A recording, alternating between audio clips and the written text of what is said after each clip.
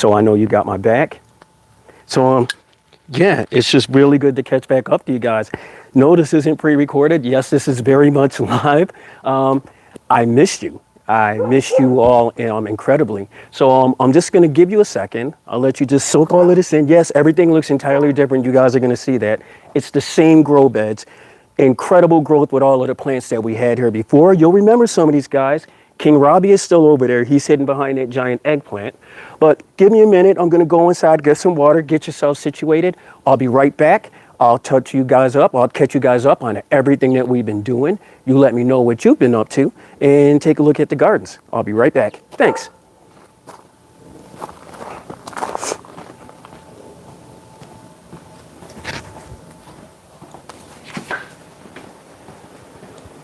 Do-do-do-do-do. You can't garden without water. And my thing is, guys, you can't really garden without glasses. I need these. I'm not going to put on my shades because then I'll really look like a Somalian pirate. So I'm not doing all of that. I really had a bad choice with the gear as it is.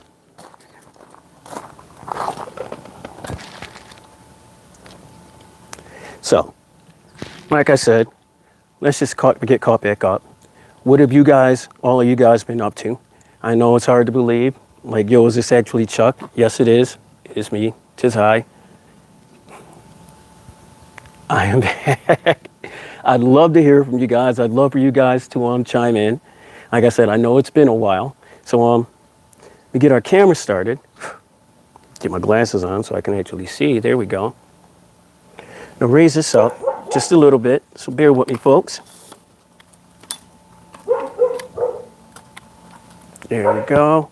I want to get it so that you at least be able to see what I'm doing in the grow beds behind you. So first off, let's get that guy going. There we go.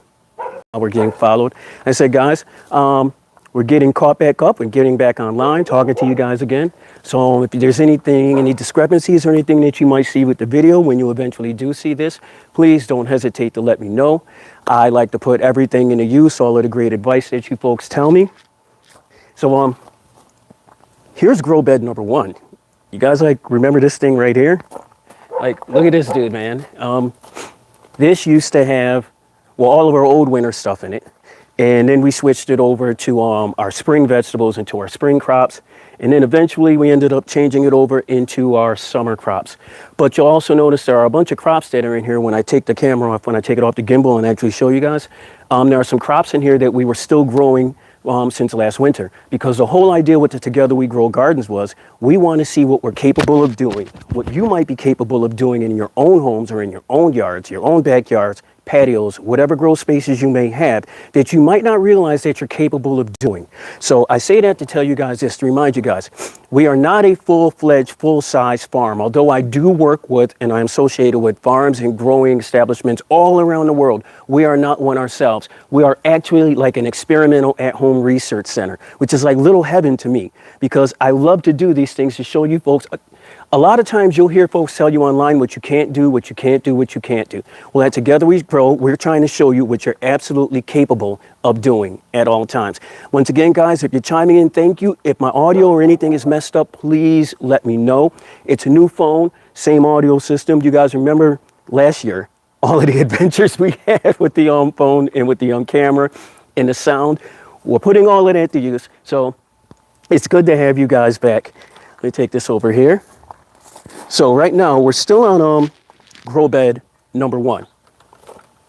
And this was the primary thing that we were working with all last year, guys. This one right over here. You guys remember this? So this is the one, this has got King Robbie behind me, as a matter of fact. Give me a second, folks.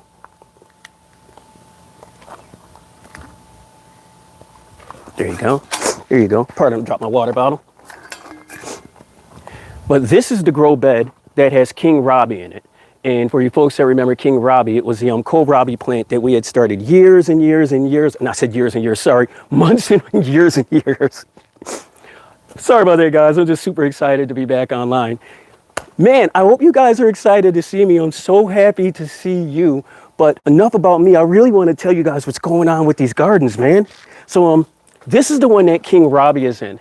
And King Robbie is actually, I'll take it off the gimbal in a second, but he's actually way in here, someplace down here.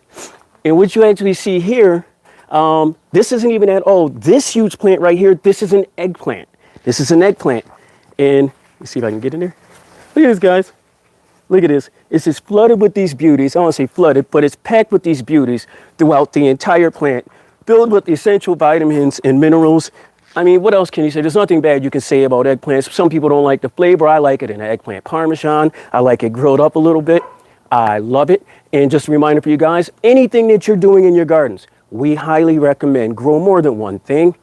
More than one thing. Monoculture is bad because say you get grasshoppers or you get any type of other bugs that you might consider a pest creature in your garden.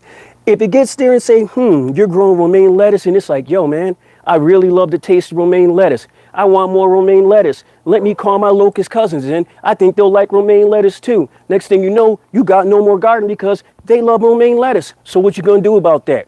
You're gonna prevent that because guess what? Locusts aren't fans of mint. So say that one locust comes in and he's like, instead of that romaine lettuce, he sees a bunch of mint. He goes in there and he tastes that mint. He's like, oh man, this is boo. This is crap. I don't want this. I'm gonna tell my cousins don't come here because this is a crap plot. I don't want to eat out of here. I know that's really simplifying it, and this is me bringing you some seriously high-level science, but that's literally how it works. That's literally how it works in your garden. So grow more than one type of crop, more than one variety of crop. If you're doing a raised, elevated garden like we're doing with our grow beds, you can actually get away with growing some mid-seasonal crops, which means you can go literally from spring to summer and sometimes summer into early winter, especially in the desert. Now, a reminder about our grow tent and our grow enclosures. Keep in mind, guys. Can you follow me over here? Hey, it's getting it. It's did it. There we go. Hi. There you go. It did it. Hey, you guys got to. Oh, by the way, we're using the AI controlled gimbal. So wherever I am in the garden, this thing's supposed to like follow me like that, and it's doing pretty good. But yeah, this is the second grow bed. And if you guys remember, in our grow beds, we have the netted tops, which is just for a little bit of shade protection from the bad and unhealthy UV rays. Remember, guys, we're not protecting. These covers don't protect from the sunlight. They protect from the harmful UV rays that are being shot down through the beams of sunlight. So let's keep that in mind. You're not protecting it from the brightness. You're protecting it from the harmful UV rays. So that answers a bunch, and while I'm making this video, I'm going to be answering a bunch of questions that you amazing folks have emailed me and have asked me over the last few months. And one of them was about the shade cloth. Does the color really matter? It really doesn't matter. The protection level for the harmful UV rays really does matter. So look at that label when you buy that shade cloth and let that determine how much you're going to pay for it when you actually purchase it. See, you might save yourself a little buck right there. Also keep in mind, more harmful UV rays, the more exposed your climate is and your environment is to those harmful UV rays, the easier and faster it will deteriorate that fabric or that material that shade cloth is made out of. So if you live in a place, say I'm from Utica, New York, upstate New York, that gets a lot of shade and not a lot of cloudy skies and not a lot of sun, you can get away with a lot less expensive, but much cheaper and a much thinner, a lighter grade of shade cloth. Now, granted, they do get their share of thunderstorms up there, but it can deal with the rain more so than it can deal with the UV rays. So let's keep that in mind, guys. Okay, camera. Follow me. You guys with me? Hey, why does it look like it's got a lean on it? Give me 1 second, guys. There we go. There we go. So that was just a little impromptu about the UV rays. I hope to goodness this is coming across clear. I hope you guys can hear me. I'm going to take our camera and we're actually going to move it back here so that you can see a little bit of both of the there you go. So you can see a little bit, you can see both of the grow beds now. Now, granted, the shade, the sun's behind me, so I'm a little bit darker. Yeah, happens when you're in my complexion and you live in the desert, you do get a little bit darker. Laugh with me, not at me. You do see a lot of basil. You may notice a lot of basil in grow bed number 2. So for you folks that are new to the channel again, my name is Charles Collins. Welcome to Together We Grow Sustainable Gardening Solutions. We have gardening solutions all over the world, and I have been spending this off season reading the emails, the texts, the messages, communicating to on the phone, on the phone, through video chat with all of you amazing gardeners of all levels from all over the world. So I said this season, we're going to spend this season answering all of those questions. Now, I didn't have the time to contact you to ask if I could put your name in there, but for future reference, guys, if you inbox me, if you email me, any questions in regarding any systems, any designs, what you can grow, what you can't grow, how we're doing anything that we're doing here, please let me know in that email or in that message if I'm allowed, if it's okay to mention your name in a video, because I would love to mention your name in a video, because if you took the time to communicate and to contact me, I'm going to let you know that I'm going to take the time to let you know that that really mattered. So please keep that in mind, guys. Let me know if it's okay to mention your name. If you have a garden or even a gardening business, heck, if it's such a good subject or such a good topic that I'll even make a presentation about it, I'll even plug your company in it for free. So that's me giving back to you amazing folks out there. So I really hope that we can make that happen. How's everybody doing? I hope everyone's doing fine. So remember our original grow bed over here, our original raised grow bed. Now, both of these grow beds, number one, you know what, guys, I got to be honest with you. This is I'm going to remember this camera spot. This is a really cool camera spot for the videos. So just a heads up, guys, when I do jump in and interrupt myself like that in the videos, it's because we're in the initial stages of a new season. And if you guys have ever rocked with me before through a gardening season, through a presentation season, production season, you know that we're learning and we're improving as we go along. And there have been so many dynamic changes just in the overall structure, the overall design, the plant life of these gardens. I mean, just look at this, guys. Look at this. Remember what this was before? I think it had tomato, something else through the middle. Now it's just, I forgot, either that's thyme or parsley down there, ornamental. This is that same old chard from before. Same thing with here. This is their third growth going through. Same thing with the chard here. Same thing with the beet right here. These are all those same old vegetables from before. This is new. And we're going to actually do an in-depth video on this right here, because I'm going to show you guys applications that you can do on hand in real time from your garden. Because one of the questions that you amazing folks ask me, and ask me a lot of them, what can I do to actually do something? What can I grow right now to provide something that will actually help my house at this moment? What can I do? What can I supplement? If you're like my family, we drink tea, we drink coffee. All right. So you might say, well, tea bags are cheap. Well, there's a lot of stuff that goes into that tea bag that you're not aware of. Tea bag. I'm sorry, guys. I swear to God, I'm growing up. Pardon me. There's a lot of stuff that goes into that you're not. I'm sorry. That you're not aware of. So make your own at home. It's readily available. Mints, which are a primary source of tea. Same thing with roses. You see our roses over there? Same thing with jasmine. Aromatics, things with flavor, beautiful colors, bursts, pops, things that give that life to your tea, you can grow in your very own home. Like we said, jasmine. Jasmine is great. How about some rose petals? Let's throw some rose petals in there. Well, as the rose bush that we have over here, as the roses mature and they die off, my wife and I, my kids, we go outside and we'll actually pop the rose heads, and we'll put these in a paper bag to prevent any type of mold or any type of growth from happening. And we'll save these. And with a little bit of this, a little bit of that jasmine,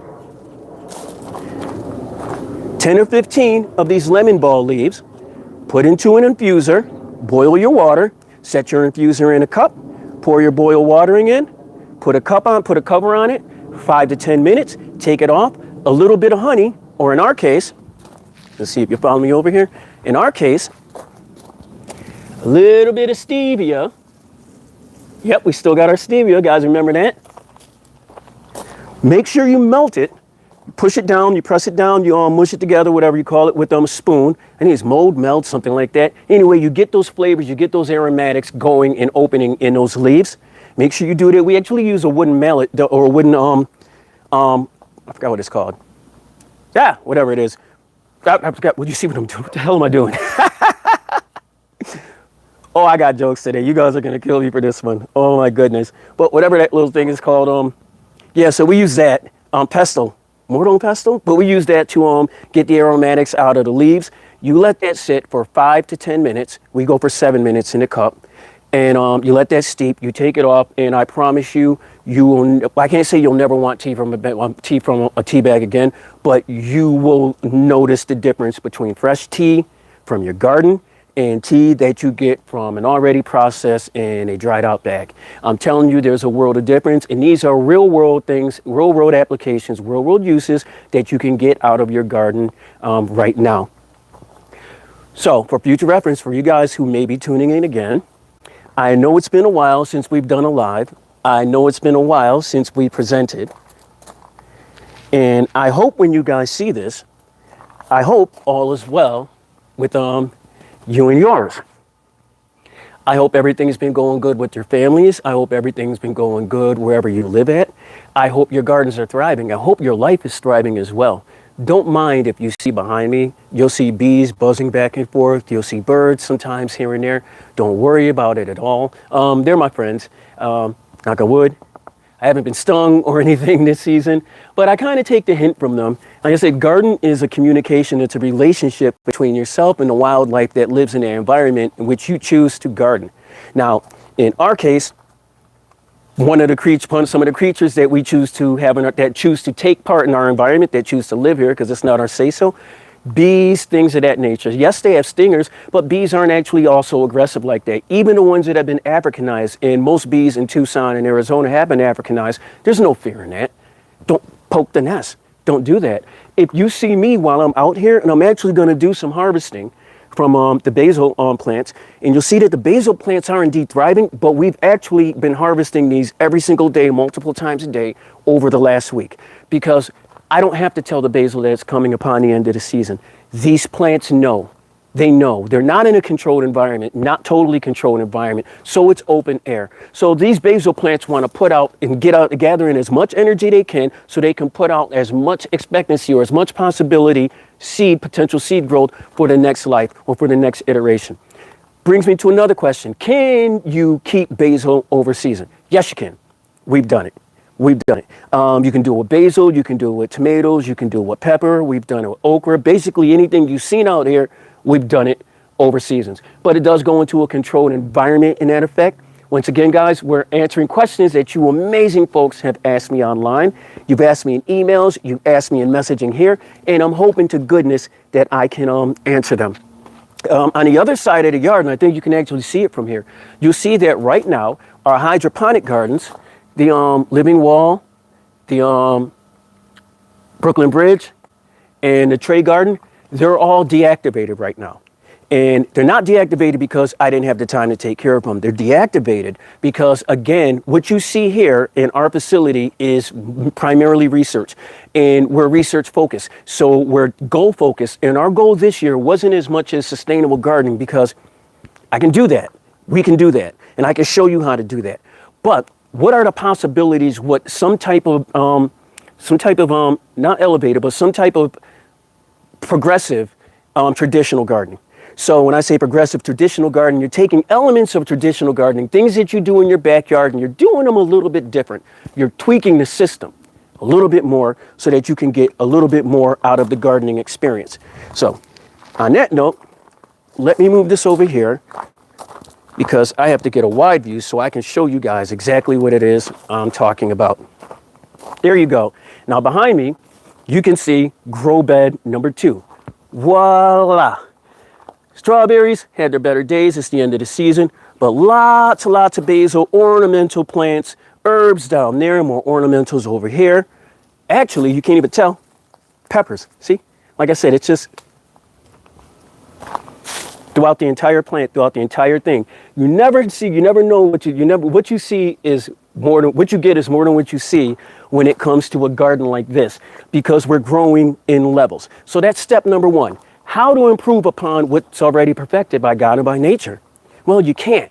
You can't improve on it, but you can enhance it just a little bit. You can nudge it so that you just get a little bit more out of it. Not a lot, just a little bit. So in our gardening systems, you have traditional gardening in ground, in dirt, soil based. Very, very true. But when you're dealing with in-ground gardening, you're dealing with pests. 80% or such or so of your pests are in-ground dwellers, which means if you're gardening in the ground, all they have to do is walk to your garden, crawl to your garden, whatever it is, they're in your garden. How can you prevent that? Even if it's in a quote-unquote traditional, typical raised bed garden, which means that it's in a square, it's in a box, but it's still on the ground. So now you're preventing, if you have a lining underneath that, you're preventing plants from underneath from getting in, but you're still only leaving like 4 to 6 inches for plants that can pretty much jump or climb or anything like that. Get a good width of it. Wind might even bring them in there. There's still the potential for pests, the majority of pests, or a good number of those pests, of the 85%, to get into that garden. How can we limit that number a little bit more? Voila. So we make sure that that raised bed garden, that raised bed box that you have on the ground, has a lining under it. Here's the problem with that. Drainage. Yeah, a lot of folks get raised bed gardens, the ones on the ground, and they'll put a cover on there. They'll put a cover on the bottom, but there's no drainage. So what happens to that moisture? Root rot. Root rot. If the insects don't get it, the root rot. Rory Scrubby. Sorry. Say that 50 times, Chuck. You can't. But the root rot will get it. So how did we prevent that at Together We Grow?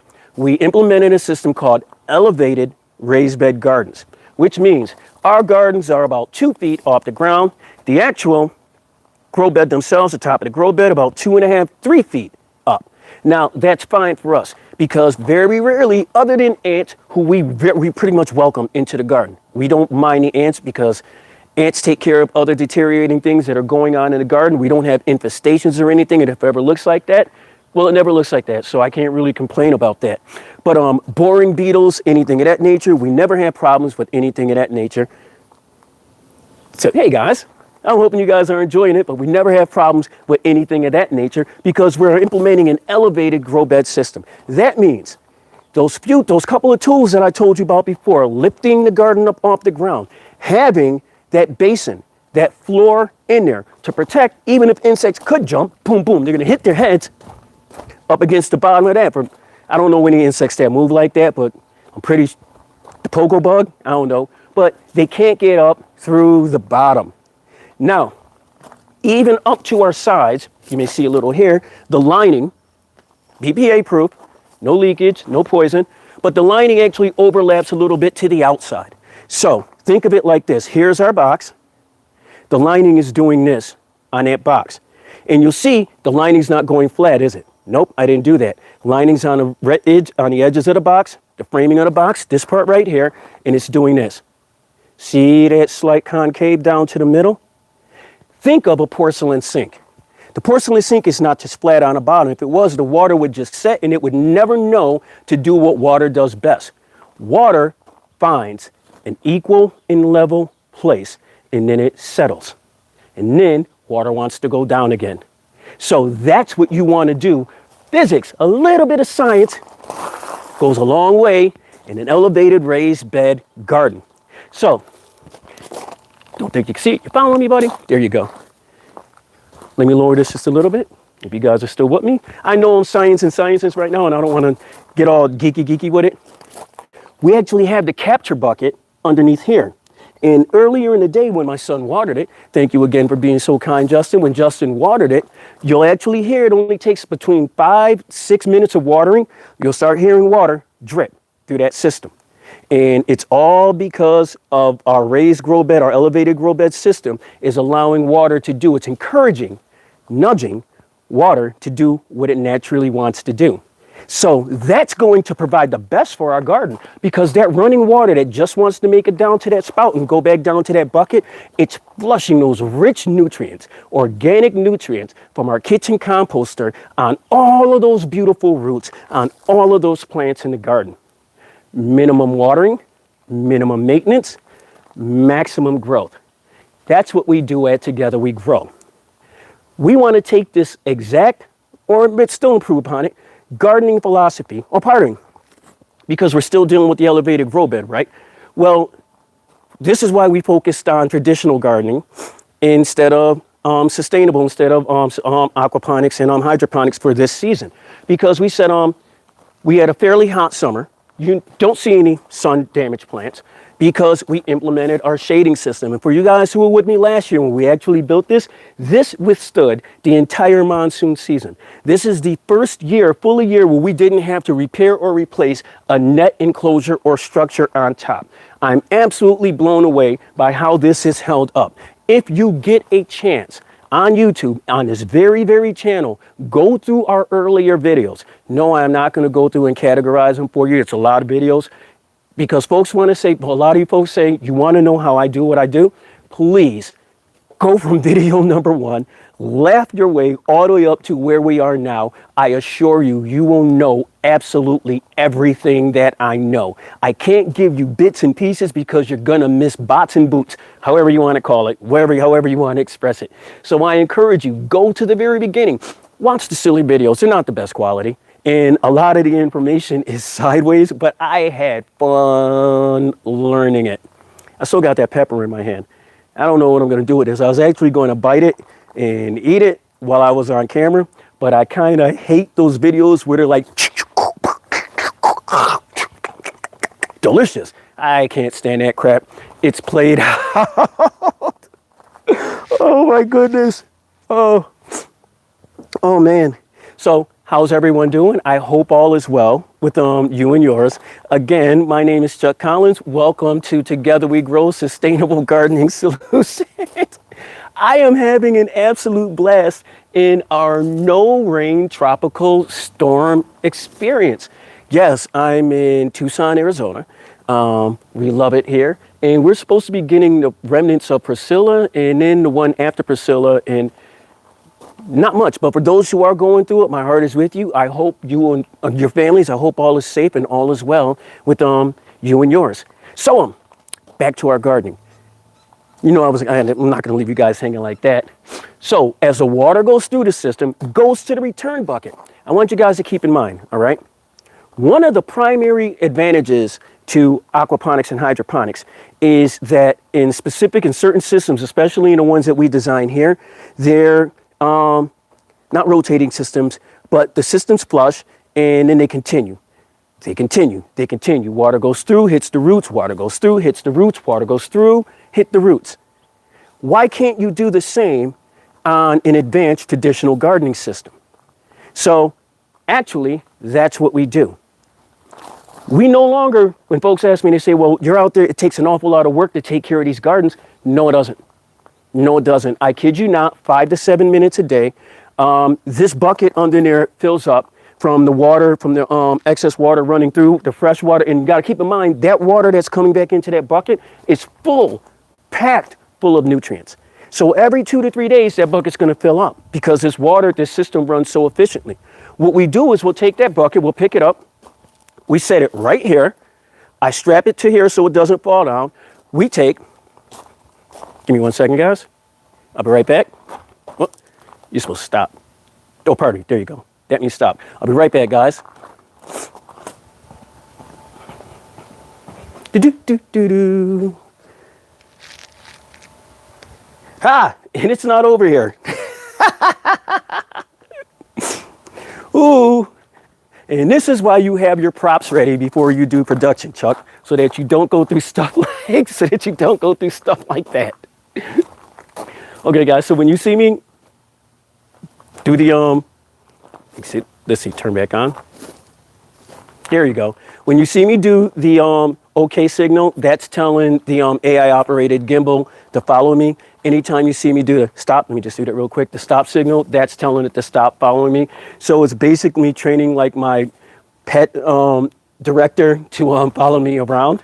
But yeah, so what we would do is we take that bucket, we set it right here, strap it down with the bungee cord so it doesn't fall. I have a hand-operated fish water pump. Couple of pumps, it takes that excess water, it takes that water, and we direct it with the hose directly to any plant. See the bees? Not bothering me. We direct it to any plant that may need it, that may be suffering, that may be a little bit drier and may need a little bit more moisture, may need a little bit more nutrients than any other plants that don't actually, and it's not actually getting it while it's naturally cycling through the system. So that there, we're going to use that twice.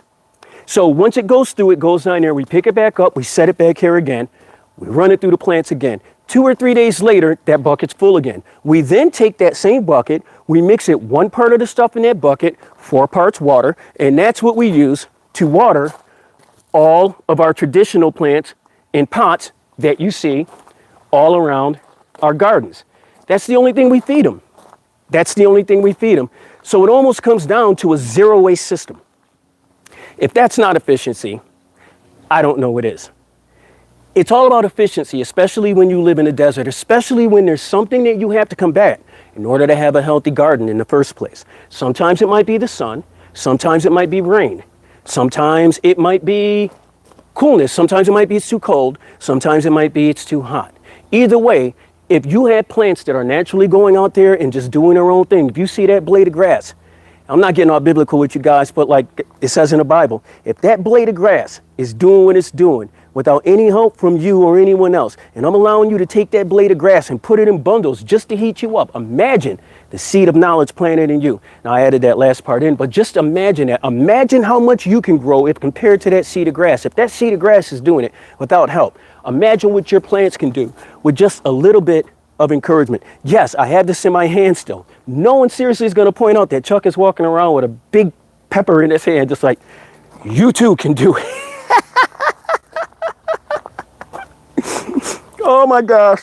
Oh man, I hope you guys miss me as much as I missed you. Oh, let me show you something. Let me show you something. So, I like to consider this part over here. This is like cove, and you guys helped me design this part too. Check this out over here. Now remember when we said on Parvin, when we said we were going to do the cactuses, and I literally forgot what type of plants they are. I'm having a brain part right now. But the things that are easy to grow in the desert because they love growing in the desert. We ended up building that wall that we originally had on the other side of the yard. See, it's hard to see over here because I call this the grotto, I call this the grove. It's so cool over here. A lot of times when we do have wildlife hanging out in the backyard, you'll see it actually over here in this area. But that's expected because this is where you'll see the bird feeders. This is where you see the bird bath over on the other side. Let me bring this over here real quick. Whew, there we go. But that's also where you'll see the bird bath. It's also a pretty little spot for where you can take pictures.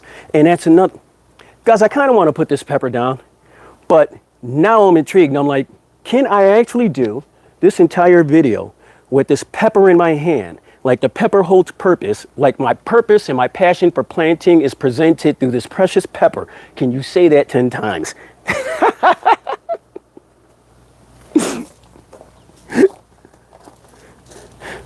Let's bring this over here this way.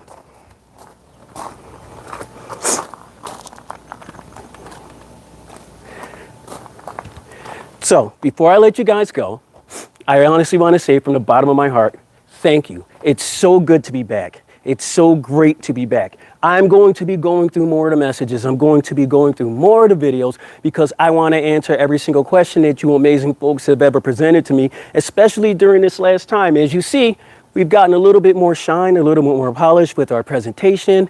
The plants are doing their own thing. I'm just the host. The plants and the environment and the gardens are the true stars of the show. Until we meet again, I hope you guys stay healthy, plant that first seed, and together we'll grow. Peace and blessings, my friends. Have a great one.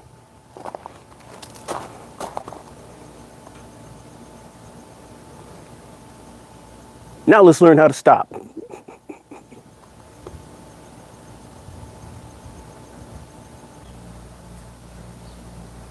Yeah, I still didn't.